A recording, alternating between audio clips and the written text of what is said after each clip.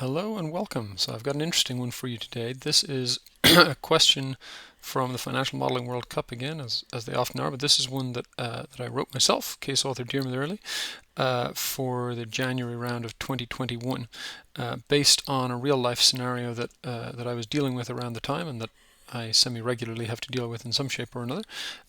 So I'll sort of walk you quickly through the structure, tell you a little bit about the sort of real life motivation, and then we can dive into to a way to solve it. So basically the idea is you've got two pieces. One is sort of backward looking.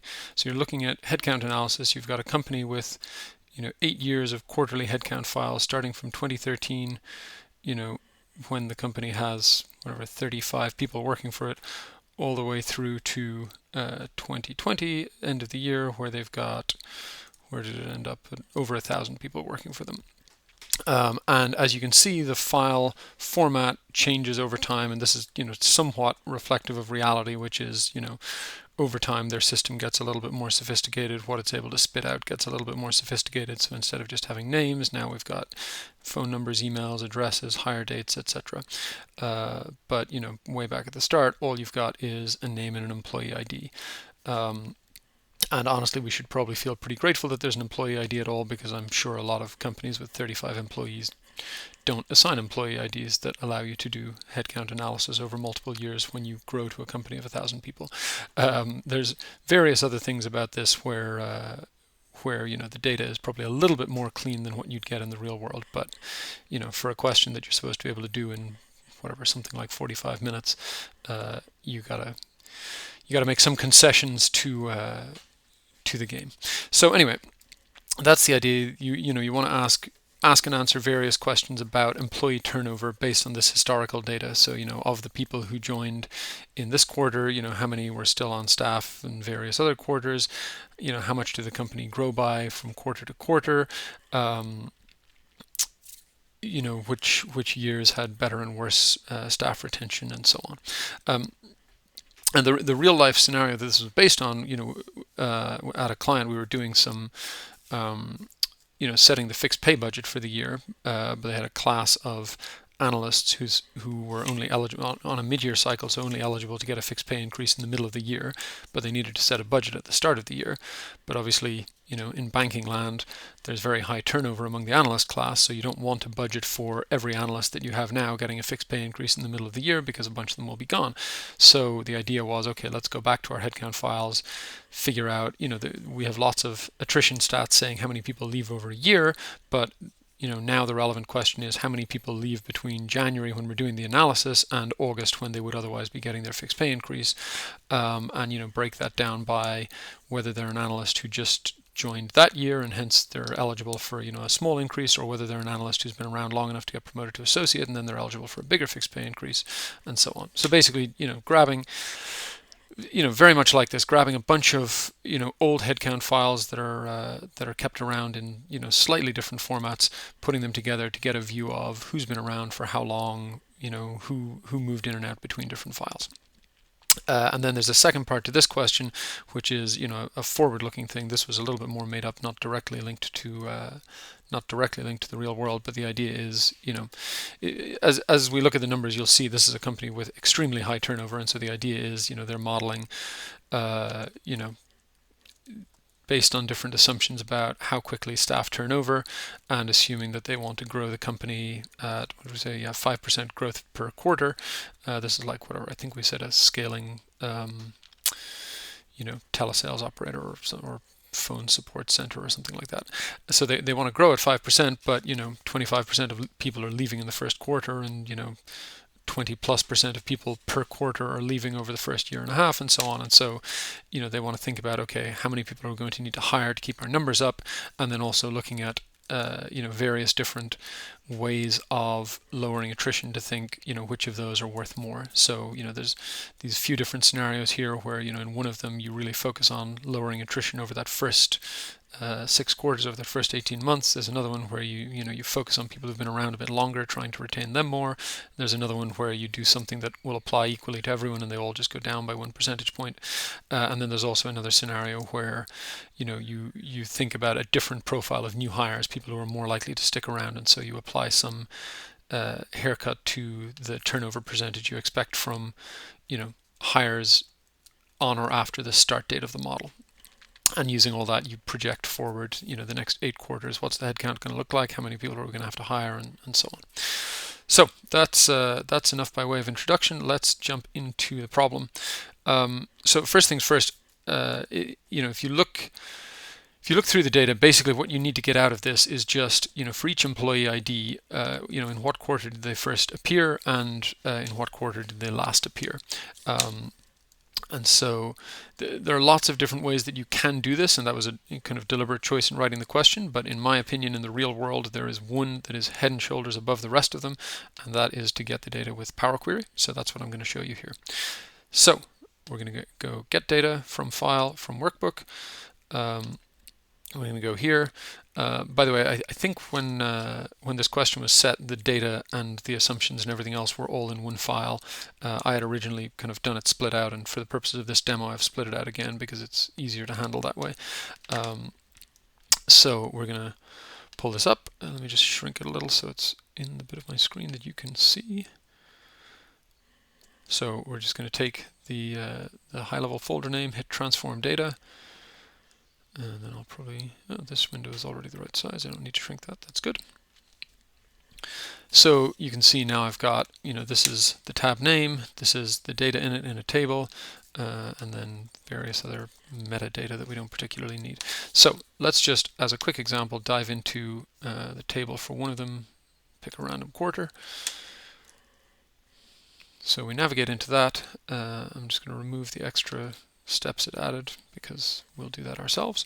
So we come in here, we've got ABC Co headcount report for the month ended 2018-09. Again, that information is basically encoded in the sheet name, so we don't need to worry about that. So we've got basically 2 empty rows. We're told in the case assumptions that the headers are always in the 3rd row. If you want to dial this question up another level of difficulty, you can try and handle the situation where it's not. There is actually a pretty neat way to deal with that, but I'm not going to go into that one right now. If you're struggling with this in the real world, feel free to ping me a message, and I can tell you more about that. But anyway, so what we're going to want to do is first remove the top 2 rows.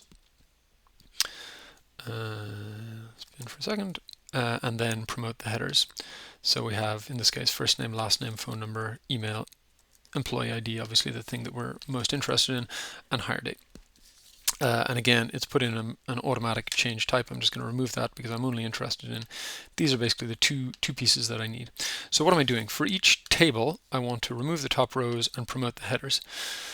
So if you have like a longer, more complicated set of transformations, you can build that into a custom function and then call that separately. But again, I'm going to consider that out of scope for here because in this case you only need to make these 2 transformations, and you don't even have to go into the advanced editor. You can do it just here from the formula bar.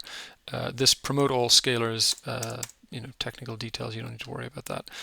Basically we don't need to do that. So what I'm going to do is I'm just going to take table.promote headers, remove it from there, bring it up here, and then close bracket. And so now I'm just saying skip the first 2 rows with table.skip, and then promote headers all in one thing. And then I'm going to take all of that. So I navigated into kind of one particular table here, but now I'm going to zoom back out, go back to the whole list of tabs. I'm going to hit add column, custom column, and we'll call it cleanup. And I'm going to take that, and then instead of that particular kind of previous step of the query, I'm going to refer to the data column. So again, data has all the contents of each tab in a table. So I'm going to apply this formula to that, and I'm going to get a new table, which is the cleaned up version of that. So now I can click through to that, and you can see I've just got name and employee ID in a clean table. And I can click through to one of the later ones, and same thing. I've got, now with all the additional details. But the nice thing about doing this in Power Query is now we can just take the fields that we want. If we hit load more, it'll show you all the ones that exist in all the different versions of the tables. And I'm just interested in employee ID. I'm not going to use the original name as a prefix. So that gives me all my employee IDs, and then I can just trim off all this other data, because the only thing I need is what are the employee IDs and what quarters do they appear in. And then to make this a little bit easier to work with, I'm just going to group them up. So I'll go home, group by. So for each employee ID, I just want to know the first quarter and the last quarter. I need to go to advanced to add a second aggregation. So I'm going to say min and max of name, which is, so name in this context is the name of the sheet, which is the quarter. So this is first quarter and this is last quarter. I'm going to hit OK. And now you can see, this person first appeared on the headcount file in quarter 1 of 2013, and their last quarter was quarter 3 of 2013, and so on down. So that's all I need there. It looks like I left a query I was playing around with earlier there, so I'm just going to delete that to clean up, and I'll just call this import. And then I'll hit close and load, and it will spin its wheels for a second and then drop that tab out. Got it. And now I've got a clean table. I haven't got a completely clean table because I guess I forgot to filter something out here, so let's go back and fix that. So let's go source. So I must have had something in here, probably, yeah, I've got a named range in here as well as the tabs. So this is where the metadata actually comes in handy, so I can filter on this kind column and just drop define name. I'm only interested in sheet. And then go back through to the end, hit close and load. Again, the nice thing about Power Query is, you realize something has gone wrong like that, and it's just a very quick reload, and you've got it back. So just, 2 minutes on, or less than 2 minutes, 30 seconds on why Power Query is better than trying to do this by formulas. Number one, it's got better auditability than a formula. In other words, it'll tell you, what file it got this from. All the steps that it took are all recorded here. It'll tell you when it was last updated. So, if you're hitting a file that's on a server or a shared drive that moves over time, you can say, okay, well, this was last refreshed at 6:22 p.m. And like that just shows a time now because I've just refreshed it right now, but you come back to it in a week or a month, it'll show you the date that it was refreshed on. It's very repeatable, it's very scalable, so if you add 5 more tabs to that data over time, you just hit refresh and it'll come through. And then one of the really nice things about it is you don't need to have the underlying data in the same file as this. So if you want to refer to it by formulas without just copy value pasting in a way that there's no audit trail at all, then you'd need to have all the underlying tabs in this file all stacked together. And aside from, that makes your file much bigger, but it also means that you've got then no golden source. So, in theory, if you're kind of working with a team or whatever, everyone can have all the headcount files in one shared folder, and for Power Query purposes, it doesn't really matter if they're all in tabs of one sheet or each in separate sheets or whatever, but they're all there in one place, and then multiple different people running versions of this query or other queries or with other questions can all hit that same central data. So you've got kind of auditability, repeatability, and it's much easier to keep a sort of golden source. So that's kind of three biggest reasons to love Power Query for this. So having said that, let's jump to the questions. So one of the questions, first question, of the employees on staff at the end of 2020, what percentage were hired in 2020? So on staff end of 20, that's just going to be countifs import, where last quarter is 2020, 12.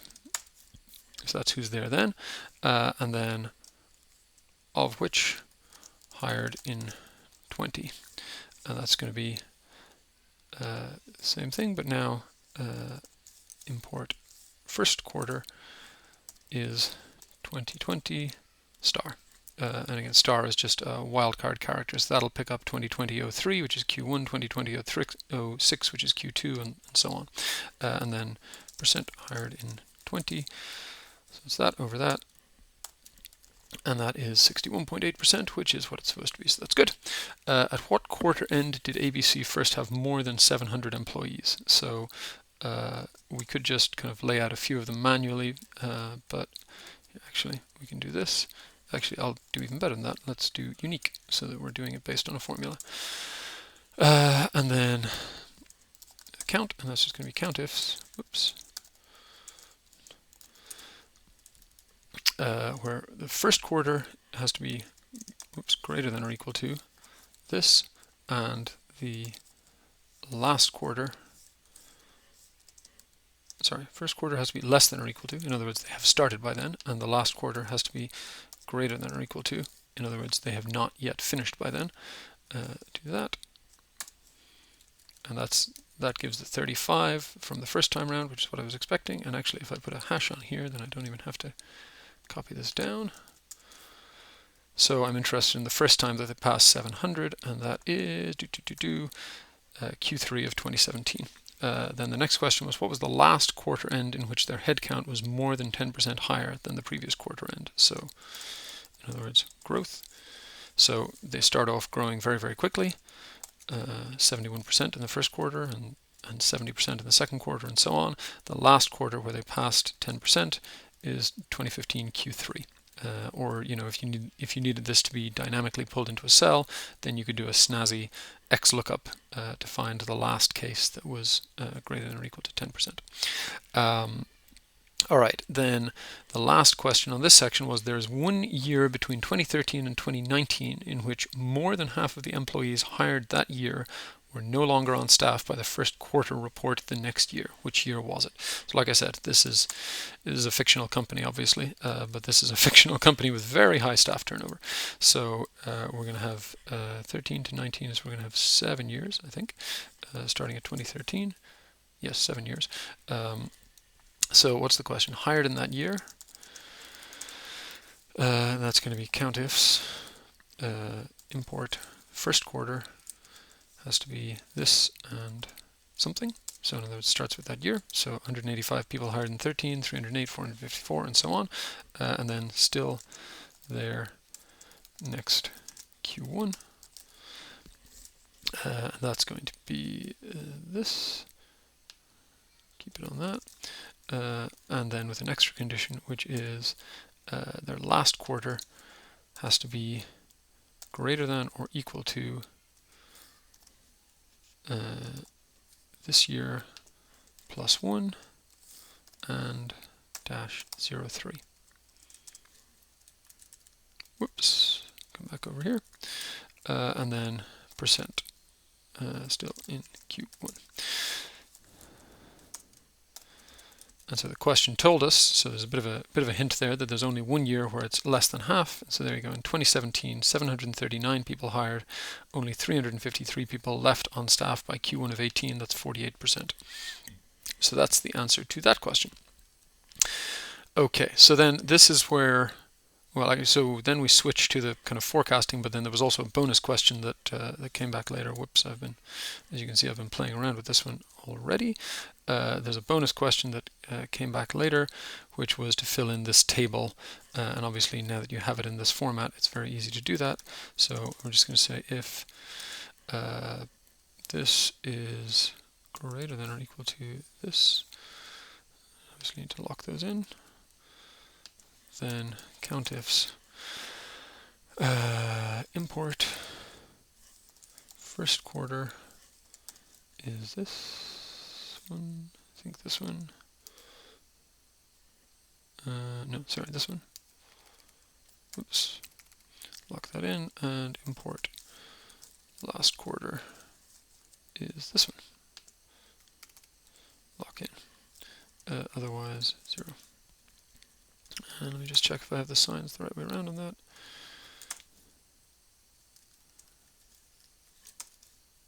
Oh, sorry, no, I'm right now just counting equal, but I need to say first quarter is greater than or equal to that, and last quarter is no, hang on, no, I'm not supposed to be saying that, am I? Oh, sorry, it's this sign. I've got this sign the wrong way around. That's why it's not doing the bits above the line.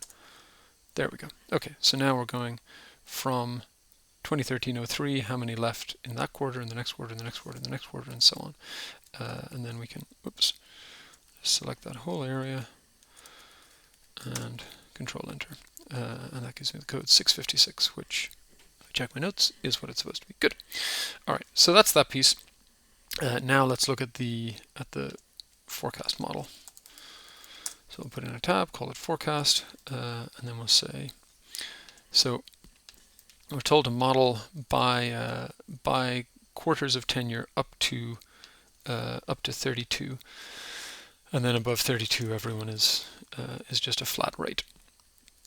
So let's start off by saying tenure, so we'll say 33 plus, and then sequence 32, start at 32, step -1, so count us down to 1, and then I'm going to say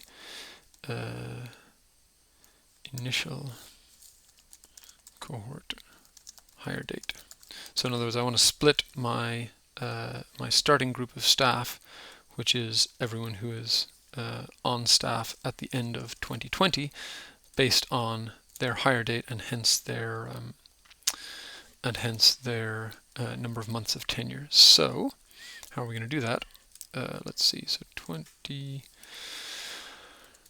So the people who are 1 quarter old at that point, that's going to be my 2020 12/31.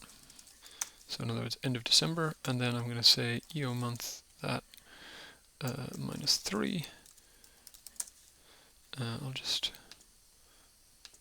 hardcode that, and then I can copy this and paste it up, and then I'll just format that as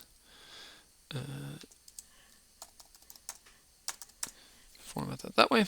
And just a quick word of warning, I've formatted it so it looks like year and quarter, but if I did it like a count ifs back to this table to see how many match that, this is still, Excel still sees this as 41,364. So I would also need to do a format to change the appearance. So let's just do that initial count. So I'm interested in, among the people who are on headcount at the end of 2020, how many were hired in each quarter. So we're going to say count ifs import where the last quarter is 2020 12. I should really put that in an assumption cell, but I'm going to be lazy right now. And import first quarter, is text this, and the format I want is year month. And if I look and just go down to the bottom for a second and add that up, I've got 1,193 people, which hopefully will quickly foot back to what I got when I filled. Yes, 1,193 people, so that's good. Then the next thing I'm going to want is so I've got two driving assumptions for the forecast. One is which scenario is active, and 2 is the percent of turnover that I apply to new hires. So for now, I'll just assume that new hires are the same as the old hires, start that off at 100%. So first thing I'm going to do is I'm going to have an active here, and I'm going to, I guess somewhere here, put an active scenario. Oops, scenario.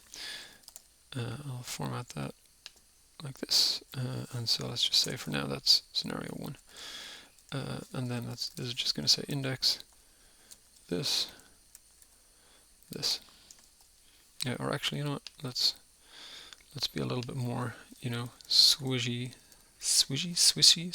I don't even know what word I was trying to say there. Let's be a little more funky, modern, cool with dynamic arrays. So we'll take row number 0, which means take the whole column, and column number that, and then that'll fill down all the way there. So this is now the one I'm going to refer to, and so attrition rate is going to be equals xlookup. So I'm going to look this up in this, look up here. So this is the quarter from, and that's the one I want to use. Return array is here.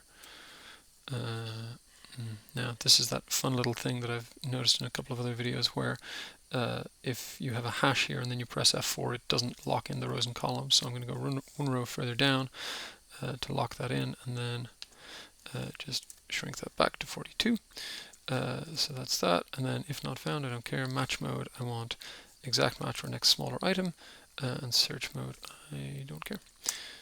All right, so that gives me 6% all the way down at 32, 7% for a while, 8% for a while, 9%, 10% for a while, and then all the way back up to 25, 24, 23, 22. So that seems to be working correctly. So now I want my quarters. So I want to model 8 quarters. So just number them that way, and then I do actually have an assumption cell with the model start date here, don't I? Yes, I do. So we'll say equals EO month of this date. Now that's the 1st of Jan. I'd prefer to be counting from the previous quarter end, the 31st of December, because then I could go, you know, three months per quarter. So I'll just add a -1 there, and then come back over here, and I'll say 3 times F2 hash. I think that'll work. And then again, I'll just take this format from over here. So yes, now I've got 1st quarter of 21, 2nd, 3rd, 4th, and then quarters of 22, 1st, 2nd, 3rd, 4th. Cool.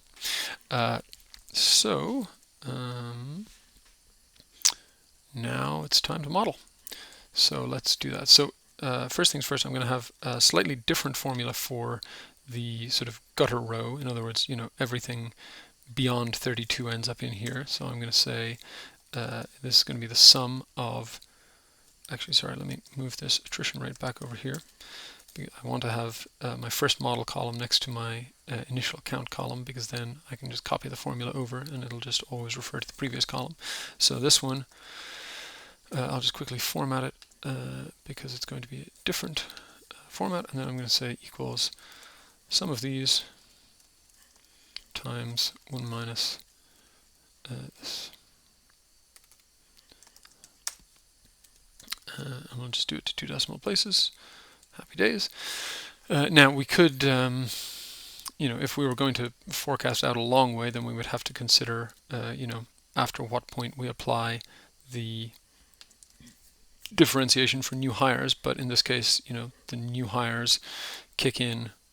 Our first new hires get hired in 2021 Q1, and so the first time any of them is going to be around for 8 years is going to be in 8 years' time, and I'm only forecasting 2 years, so be a little lazy there. But we do have to account for it in the formula we're going to put in the main block. So now, for every other period, it's just going to be whoever rolls over from the period before. So it's going to be this times 1 minus the attrition rate for that group, and then I'm going to say times if, now this is, well, let's just start with that.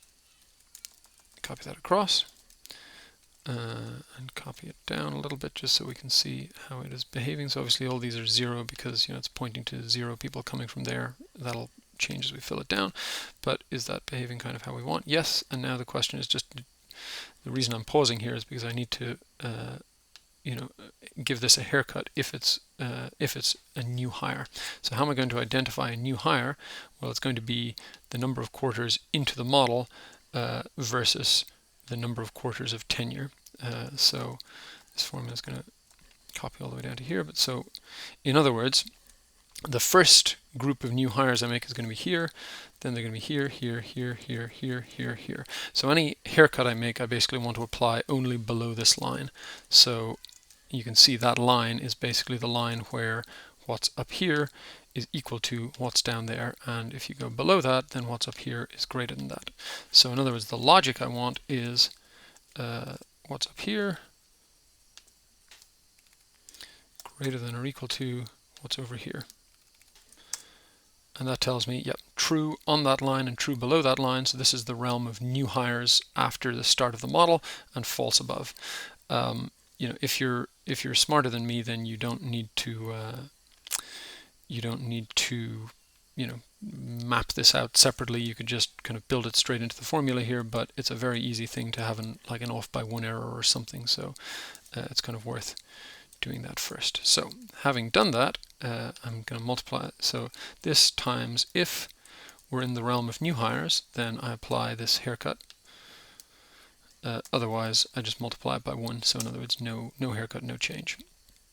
So I'll copy that down to there, across to here, and then I'll copy this and put it up all the way to there. And then the last piece I need to figure out is how many new hires I make. So here I've got my total staff is 1193, that's the number we had before, and then I want to achieve a growth rate of 5%. So I'll just say here total staff, and so this is going to be this times 1 plus my target growth rate per quarter. Format that and then copy across. And so then my number of new hires is just going to be, and again I'll format this as a different formula, is just going to be the balancing number. So it's going to be this minus the sum of all of those, including that top row. So in my first quarter I'm hiring 307 people, and again it mentions in the model don't round numbers because this is just expected value. So whatever, you can think of this as you'll almost certainly need to hire 324, maybe you'll need to hire 323. Obviously, if you start to think about variation on these things, the range would be much more than just, either 323 or 324, but Monte Carlo is a topic for a different day. So, park that, let's have a quick look at the questions. Under scenario 1, of the 297 people hired on October 1st, 2020, in other words, that's this cohort here, the last group hired in the existing model, the 297 of them, yes. How many are still on staff at the end of 2021? So we just roll it forward, 1, 2, 3, 4 quarters, and it's 101.68, which is the right answer. That's good. Now, next, under scenario 2, without adjusting for a different departure rate, so let's switch to the active scenario to scenario 2. How many hires will you need to make in the third quarter of 21 to hit the target? And the answer is 307.49, and that is also correct, so that's good. Under scenario 3, and if 21 hires leave at only 50% of the rate of earlier hires, when will you need to hire the smallest number of people to meet? Okay, so we'll switch to scenario 3, and we'll say new hires only leave at 50% of the rate, and the question is in which quarter will you need to hire the smallest number of people? So you can kind of scan across relatively easily and just find it. That's the smallest one. You can't see I'll just zip it up here for a second. You can see the kind of min and max arguments there. If you don't get all of those, you can just right click and tick off the ones that you want. So my min is 257.87. I can kind of quickly find that there and look at these are all greater than that, these are all greater than that, so that is the only minimum. So that is the answer. I'll just scroll that back down a little. So the answer is 2022 Q1, which is also right. And then the last question is, compared to the base case, which of the various different options gives the largest reduction in the total number of people you need to hire over the next 2 years? So basically what it was saying was, your base case is scenario 1. You got 3 different scenarios where, whatever, let's say you look at retention bonuses, or you look at more table tennis tables in the office, or you look at, whatever, you look at making the workplace nicer in some way that modifies how often people leave, or you look at, a different profile of hire, maybe you're paying them more, maybe you're sourcing them from a different place, whatever, to reduce the turnover rate. And so the 4 scenarios you're asked to compare were, scenario 2, 3, or 4 with no adjustment, or scenario 1 with only 80% of the turnover applied to new hires. So let's just, the easiest way to do this is just to do a data table. So we'll say sum, what are the total number of new hires that we need to make over the period? And that's that number. And then we're interested in that in scenarios 1, at 100% and at 80%, and we're interested in scenarios 1, 2, 3, and 4. And so we do a quick data table. So the row input cell is going to be this one here, and the column input cell is going to be my scenario selector up here. And so that spins its wheels for a second. So let's see, if I just say scenario 1 at 100%, then you can see this live calculator number 2967.4 is the number I get in there. And so then I want to look at, versus the base case, which of these different things. So delta versus base, and that's just going to be equals this minus this. Sorry, I should lock in the other one so that I get the sign the right way around. So this is by how much you reduce the number of people you need to hire. And the scenarios we're interested in are scenario 2, 3, and 4 at 100% and scenario 1 at 80%. So I'll just highlight those. And you can see that the best you can do is to find better new hires. Then close second is the one that focuses on lowering that attrition in the first 18 months. Again, obviously this is all fictional data. And if you make that hiring switch so that you get new hires who leave only 80% as often in any given quarter, then you need to hire 304.09 fewer people on average over the next 2 years. And that's the end of section 2, and then the bonus question we already did when we were in that section. So that's the whole question.